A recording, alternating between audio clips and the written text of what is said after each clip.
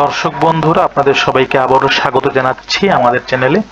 আজকে এই ভিডিওতে আমরা বিস্তারিত আলোচনা করব সর্বশেষ পে কমিশনের বৈঠকে গৃহীত গুরুত্বপূর্ণ সিদ্ধান্তগুলো নিয়ে।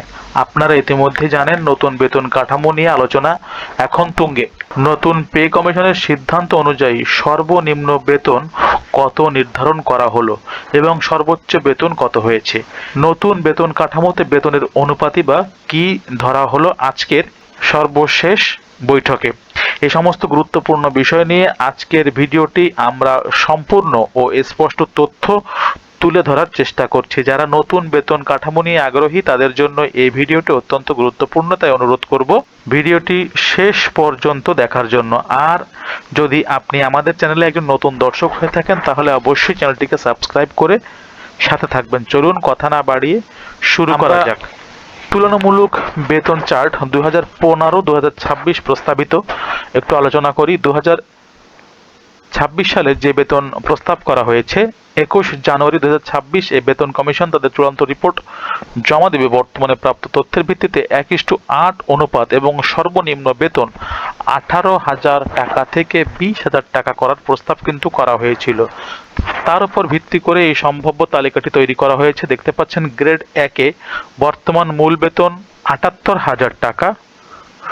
সম্ভাব্য নতুন মূল বেতন হতে পারে 1,20,000 টাকা থেকে 1,60,000 টাকা এবং সম্ভাব্য মোট বেতন বাড়ি ভাড়া সহ 2 লাখ টাকা প্লাস।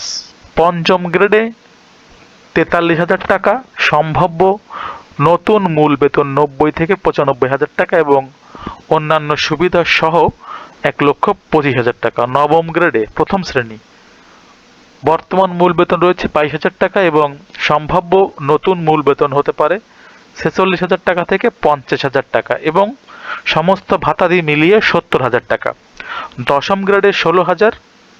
সম্ভাব্য বেতন যেটা বৃদ্ধি হতে পারে 35 থেকে 40,000 টাকা এবং সবকিছু মিলিয়ে সেটি 52,000 টাকায় গিয়ে দাঁড়াতে পারে।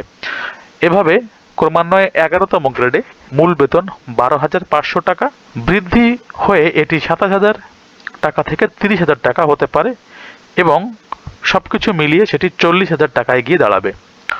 15তম গ্রেডে বর্তমানে মূল বেতন রয়েছে 9,700 টাকা এবং সম্ভাব্য বৃদ্ধির হার 22,000 টাকা থেকে 25,000 টাকা পর্যন্ত এবং সবকিছু মিলিয়ে 33,000 টাকা হতে পারে।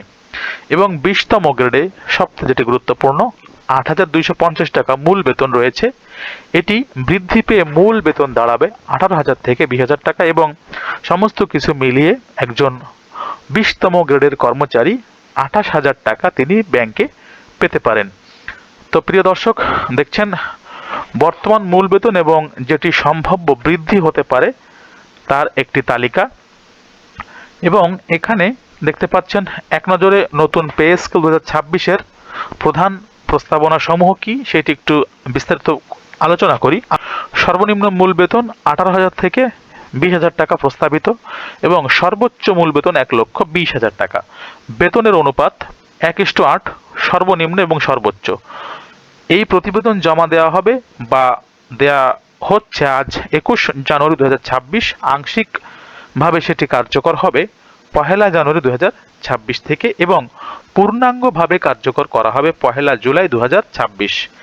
অর্থাৎ আংশিকভাবে কিন্তু আপনারা এই জানুয়ারি থেকেই কার্যকর পাবেন এবং পূর্ণাঙ্গভাবে এটি 1 জুলাই 2026 থেকে কার্যকর করা হবে। এখানে দেখতে পেলেন মূল বেতন বৃদ্ধি এবং সেটি বিভিন্ন ভাতা সহ কত টাকা যোগ হবে এবং প্রথম থেকে 20তম গ্রেডের প্রস্তাবিত মূল বেতনগুলো। সম্পূর্ণ ভিডিওটি দেখার জন্য সবাইকে আন্তরিকভাবে ধন্যবাদ জানাচ্ছি। আমাদের চ্যানেলটিকে সাবস্ক্রাইব করবেন। এ বিষয়ে পরবর্তী আপডেট ভিডিওগুলি পাওয়া মাত্রই আমরা আমাদের চ্যানেলে আপলোড করব। ততক্ষণ পর্যন্ত সকলে ভালো থাকবেন।